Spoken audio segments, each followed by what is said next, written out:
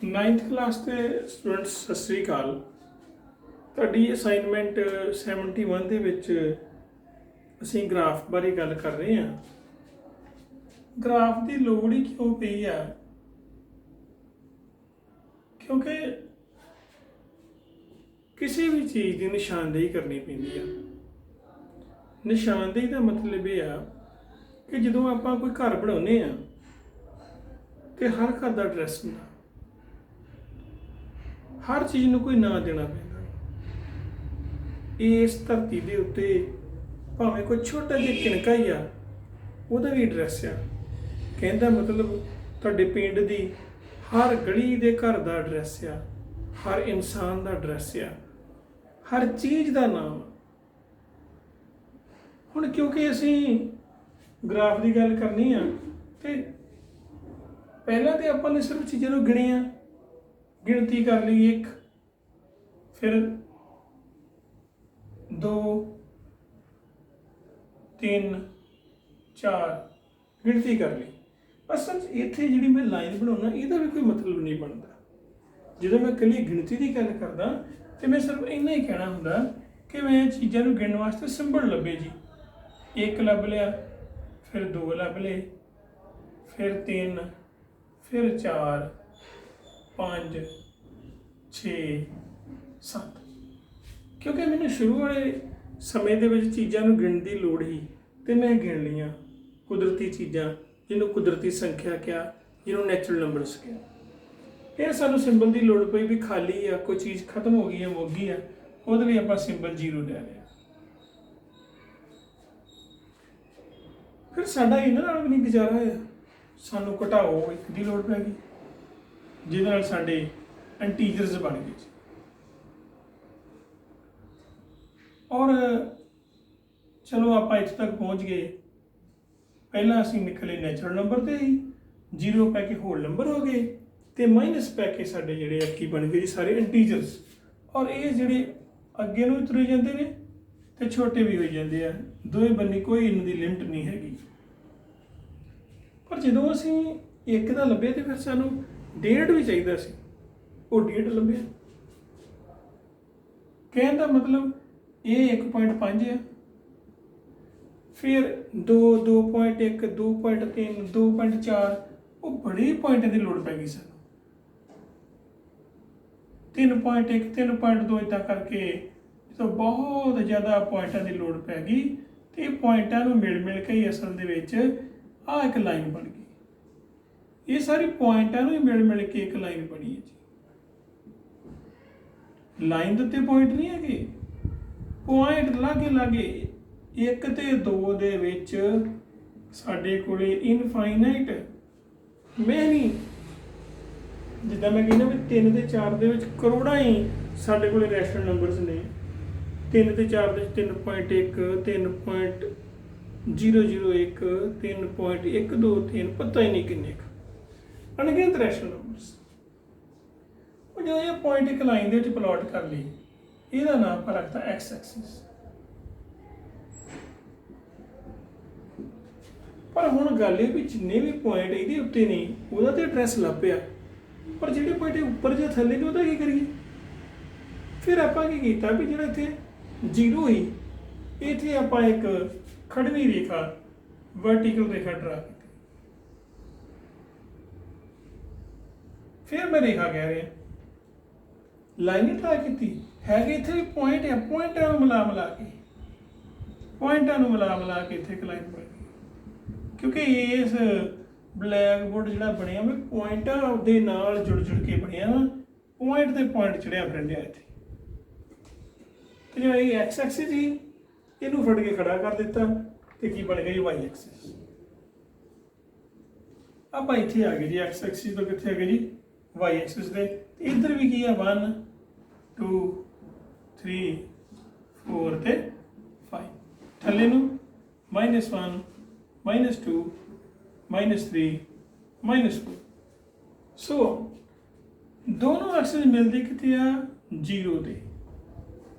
ਇਹਨੂੰ ਅਸੀਂ ਬੋਲਦੇ ਹਾਂ ਓਰੀਜਨ, ਵੀ ਜਿੱਥੋਂ ਗੱਲ ਸ਼ੁਰੂ ਹੋਈ ਜੀ, ਮੂਲ ਬਿੰਦੂ।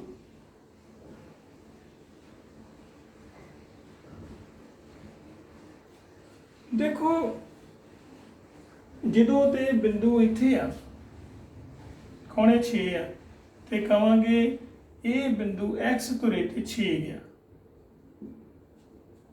ਤੇ ਤਾਂ ਨੂੰ ਗਿਆ ਵਾ ਤਾਂ ਨੂੰ ਤੇ ਗਿਆ ਹੀ ਨਹੀਂ ਤੇ ਕਵਾਂਗੇ ਤਾਂ ਨੂੰ ਨਹੀਂ ਗਿਆ ਤਾਂ ਨੂੰ 0 ਹੀ ਗਿਆ ਜੀ ਤੁਰਿਆ ਹੀ ਨਹੀਂ ਤੇ ਫਿਰ ਅਸੀਂ ਇਸ ਬਿੰਦੂ ਦੇ ਨਿਰਦੇਸ਼ਕ ਇਹ ਐਡਰੈਸ ਹੈ ਇਸ ਬਿੰਦੂ ਦਾ ਨਿਰਦੇਸ਼ ਦਿੰਦੇ ਆ ਹੋਰ ਗੱਲ ਕਰਦੇ ਆ ਮੰਨ ਲਓ ਮੈਂ ਇੱਥੇ ਇੱਕ ਬਿੰਦੂ ਡਰਾ ਕਰਦਾ ਇਹ ਬਿੰਦਾ ਦਾ A ਆ ਇਹ x ਵੱਲ ਕਿੰਨਾ ਹੈਗਾ ਜੀ 1 2 3 ਤੇ 4 x ਵੱਲ ਕਿੰਨਾ ਹੈਗਾ 4 ਤੇ y ਵੱਲ ਕਿੰਨਾ ਹੈਗਾ ਜੀ 2 ਇਸ ਕਰਕੇ ਨਾ ਇਹ ਬਿੰਦੂ ਆ ਇਹਦਾ ਐਡਰੈਸ ਕੀ ਹੈ 4 2 4 ਦਾ ਮਤਲਬ ਹੈ x ਤੁਰੇ ਵੱਲ 4 ਕਦਮ ਗਿਆ ਵਾ ਤੇ y ਤੁਰੇ ਵੱਲ 2 ਕਦਮ ਗਿਆ ਪਹਿਲੀ ਜਿਹੜੀ ਕੀਮਤ x ਦੀ ਹੁੰਦੀ ਹੈ x ਨਿਰਦੇਸ਼ਕ ਤੇ ਦੂਜੇ ਨੂੰ ਕਹਿੰਦੇ ਆ y ਨਿਰਦੇਸ਼ਕ ਇਹ y ਨਿਰਦੇਸ਼ਕ ਹੁੰਦਾ ਕਿਉਂਕਿ ਪਹਿਲਾ x ਐਕਸਿਸ ਸੀ ਫਿਰ ਸਾਡਾ y ਐਕਸਿਸ ਬਣਿਆ ਇਸ ਕਰਕੇ ਪਹਿਲਾਂ x ਦੀ ਗੱਲ ਕਰਦੇ ਫਿਰ y ਦੀ ਗੱਲ ਕਰਦੇ ਆ ਔਰ ਇਹਨੂੰ ਇੰਗਲਿਸ਼ ਵਿੱਚ x ਕੋਆਰਡੀਨੇਟ ਵੀ ਕਹਿੰਦੇ ਆ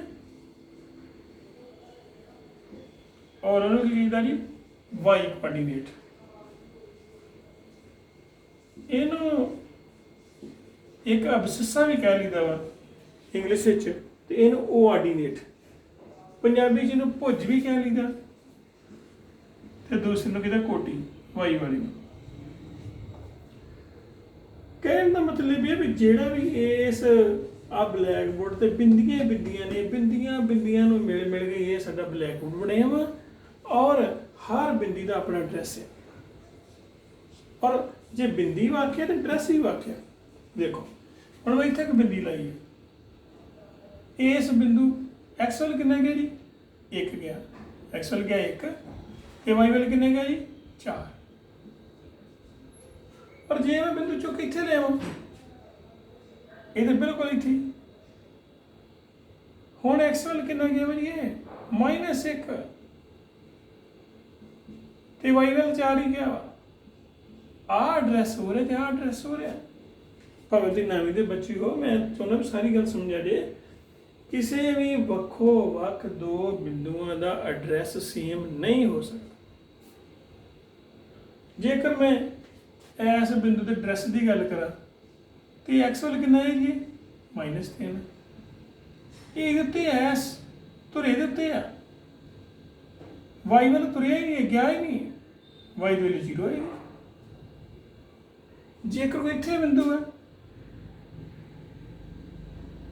ਹੁਣ ਪਹਿਲੀ ਗੱਲ ਇਹ x ਵੱਲ ਗਿਆ ਹੀ ਨਹੀਂ 0 ਇੱਥੇ ਬੈਠਾ ਰਿਹਾ y ਵੱਲ ਗਿਆ ਜੀ 2 ਹੋ ਗਿਆ ਇਸ ਕਰਕੇ ਇਹਦੇ ਨਿਰਦੇਸ਼ ਅੱਗੇ 0 ਤੇ 2 ਕਹਿਣ ਦਾ ਮਤਲਬ ਵੀ ਇਸ ਗ੍ਰਾਫ ਮੈਥਡ ਵਿੱਚ ਤੁਹਾਨੂੰ ਪਹਿਲਾਂ ਹਰ ਬਿੰਦੂ ਨੂੰ ਪਲਾਟ ਕਰਨਾ ਆਉਣਾ ਚਾਹੀਦਾ ਜੇ ਤੇ ਪਲਾਟ ਕਰਨਾ ਆ ਗਿਆ ਤੇ ਫਿਰ ਤੁਹਾਨੂੰ ਸਾਰਾ ਚੈਪਟਰ ਸੌਖਾ ਲੱਗੇਗਾ ਜਿਹੜਾ ਆ ਮੂਲ ਬਿੰਦੂ ਹੈ ਇੱਥੇ ਬੈਠਾ ਹੋ ਜਾਣਾ ਨਾ x ਵੱਲ ਗਿਆ ਤੇ ਨਾ y ਵੱਲ ਗਿਆ ਇਹਦੇ ਜਿਹੜੇ ਨਿਰਦੇਸ਼ਕ ਹੈ 0 0 ਹੁੰਦੇ ਠੀਕ ਹੈ ਜੀ ਕੋਈ ਬਿੰਦੂ ਜਿਹੜਾ x ਤੁਰੇ ਦੇ ਉੱਤੇ ਹੈ ਕੋਈ ਬਿੰਦੂ ਇਹਦਾ ਹਮੇਸ਼ਾ ਦੂਸਰਾ ਜਿਹੜਾ y ਵਾਲਾ ਨਿਰਦੇਸ਼ਕ ਹੈ 0 ਹੋਊਗਾ ਕਿਉਂ ਕਿਉਂਕਿ ਜਿਹੜਾ ਬਿੰਦੂ ਇੱਥੇ ਬੈਠਾ ਉਹ ਨਾ ਤਾਂ ਗਿਆ ਨਾ ਠਾਂ ਗਿਆ ਨਾ ਉੱਪਰ ਗਿਆ ਨਾ ਥੱਲੇ ਗਿਆ ਉਹਦੀ ਪਹਿਲੀ ਕੀਮਤ ਹੋਏਗੀ ਪਰ ਦੂਜੀ 0 ਹੋਏਗੀ ਤੇ ਜਿਹੜਾ ਬਿੰਦੂ y ਤੁਰੇ ਤੇ ਹੋਏਗਾ ਉਹਦੀ ਪਹਿਲੀ ਕੀਮਤ 0 ਹੋਏਗੀ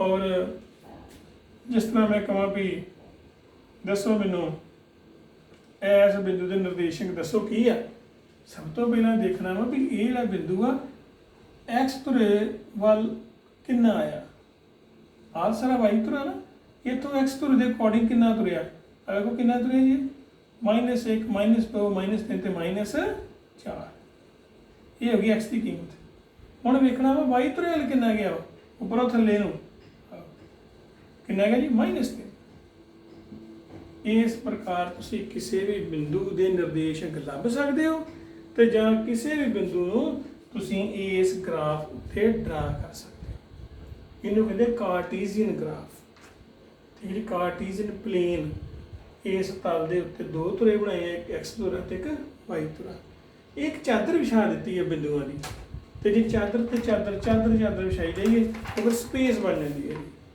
तो असं अजे इत्थे ही गल करनी है। मैं तुहानूं कुछ बिंदु देने आ जिहड़े तुसीं ग्राफ ड्रा करके तो बनाने आ। इक्को ही ग्राफ बना के एक्स तरह वाई तरह भावें ग्राफ पेपर लै लो, जे नहीं तो फुटे दे नाल कापी ते लीका मार के तो तुसीं आह पॉइंट प्लॉट करने हैं जी। 2 3 5 4 -2 -3 छोटा देने है क्योंकि छोटा बनेगा जी। 3 0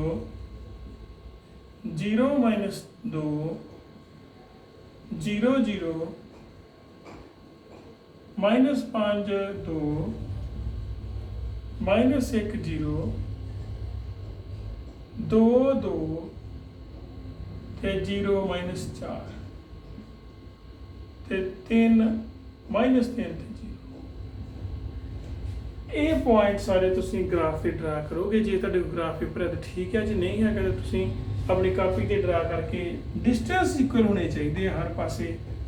ਇਹ ਸੀ ਗ੍ਰਾਫ ਦਾ ਅਗਲਾ ਕੰਮ ਅਗਲੀ ਅਸਾਈਨਮੈਂਟ 'ਚ ਕਰਾਂਗੇ। ਥੈਂਕਸ, ਸਤਿ ਸ਼੍ਰੀ ਅਕਾਲ।